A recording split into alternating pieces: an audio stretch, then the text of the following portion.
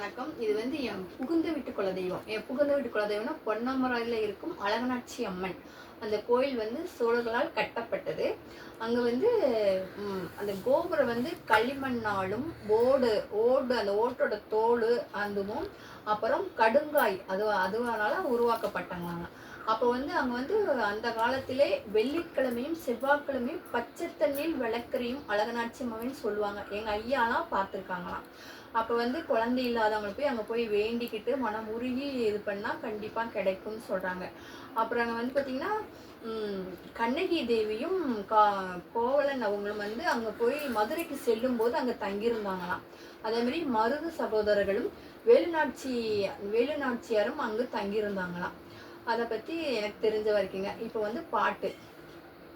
சின்னஞ்சிறு பெண் போலே சிற்றாடை இடையுடுத்தி, சின்னஞ்சிறு பெண் போலே சிற்றாடை இடையுடுத்தி, சிவகங்கை குளத்தருகே ஸ்ரீ அழகனாட்சி அம்மன் சிரித்திருப்பாள்.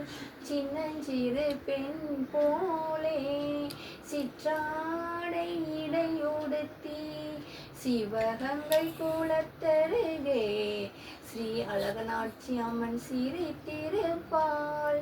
மின்னல் போல் மேனி அன்னை சிவகாமி, இன்பமெல்லாம் தருவாய் எண்ணமெல்லாம் நிறைவாய். பின்னல் ஜடை போட்டு பிச்சி பூ சூடிடுவாள், பித்தனுக்கு இணையாக நர்த்தனமும் ஆடிடுவாள். பின்னல் ஜடை போட்டு பிச்சி பூ சூடிடுவாள், பித்தனுக்கு இணையாக நர்த்தனமும் ஆடிடுவாள்.